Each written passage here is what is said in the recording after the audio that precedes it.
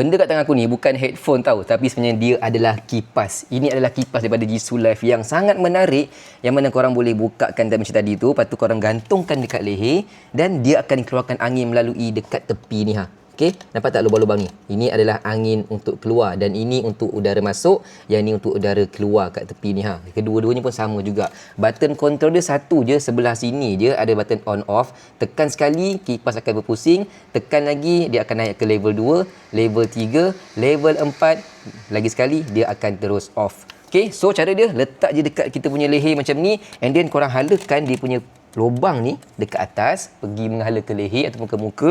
Lepas tu boleh terus tekan on. Tekan on, angin akan keluar, tembak ke muka kita. Memang sangat sedap tau. So benda ni korang boleh bawa ke mana-mana je, tak kisah nak pergi sukan ke, nak pergi jalan-jalan ke, letak kat leher, tangan tak payah pegang dah. Sangat nice kan? Ini adalah kipas yang korang dapatkan, lagi-lagi untuk korang yang suka pergi jalan-jalan Cantik. Design dia, warna dia semua cantik. Dalam link kat bawah korang boleh pilih je warna yang korang suka.